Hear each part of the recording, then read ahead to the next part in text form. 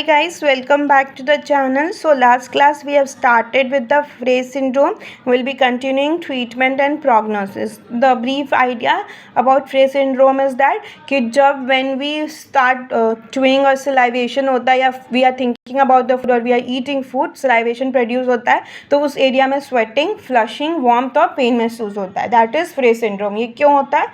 क्योंकि जहाँ इनर्वेट करना चाहिए पैरासिम्पैथेटिक पोस्ट गैंग्लियोनिक फाइबर को वहाँ नहीं करके स्वेट ग्लैंड को इनोवेट करते हैं. ओके, ये ब्रीफ है. Now will coming to the treatment plan. Let's start. Treatment and prognosis. Complete and predictable resolution of Frey syndrome is via surgery. Temporary treatment with 3% scopolamine cream or 1% glycopyrrolate cream. Temporary treatment हम लोग दे सकते हैं by using 3% scopolamine cream और 1% glycopyrrolate cream. Okay. Botulin toxin A Botox Allergan injection use which offer short term response. ये भी use करते हैं but it is not approved अभी तक botulin toxin. Okay, but in some cases it is used, some cases it show result, some cases it show short term result and some cases it doesn't show result. So it is not yet approved by FDA. Okay, some cases have been treated by transection of the auriculotemporal nerve trunk. However, this is not recommended because nerve regeneration may reinitiate the Frey syndrome and raise the risk for development of painful C fiber neuroma. बहुत जगह ये करते हैं कि auriculotemporal nerve का resection करते हैं. We have seen ना, ट्रांसेक्शन करते हैं, transaction of the auriculotemporal nerve trunk, but this is not recommended because nerve regeneration में रीइनिशिएट the Frey syndrome.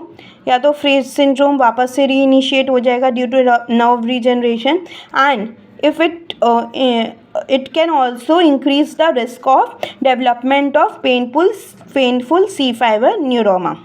Okay. The standard and the most effective surgery involves the development of anterior base skin flap at the dermal, subcutaneous or submuscular aponeurotic system, that is mass layer.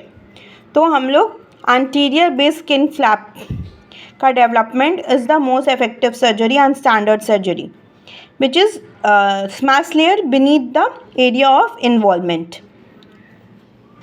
What happened in this? This retransect the nerve fibers to the sweat gland and vasculature in the area. Okay. This retransect the nerve fibers to the sweat gland and the vasculature in the area.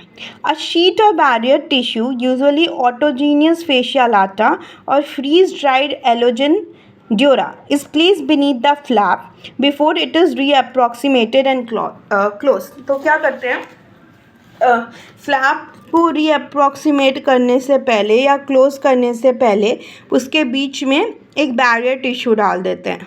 That can be either autogenous fascia lata or freeze dried allogenic dura. So what happened?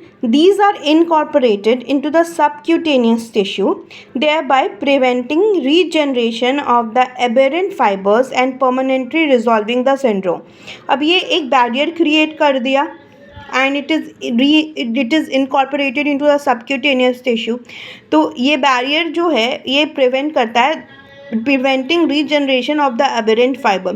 तो इस barrier की वजह से aberrant fibre का regeneration नहीं होगा and the syndrome will be permanently resolve. Okay, that's all about the Frey syndrome. We have completed Frey syndrome. We'll be starting benign mesenteric hypertrophy. I'll give you a brief idea about what is benign mesenteric hypertrophy.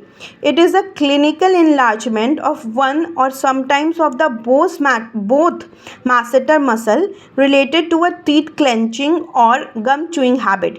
जिनको teeth clenching या gum chewing habit है, मतलब chewing gum चबाने की आदत है, तो उनमें क्या होता है, एक या दोनों मसल मैसेटर मसल एनलार्ज हो जाते हैं, which is known as benign masseteric hypertrophy. Okay, will be dealing this in the next class. Till then, like, share, subscribe and comment. Bye.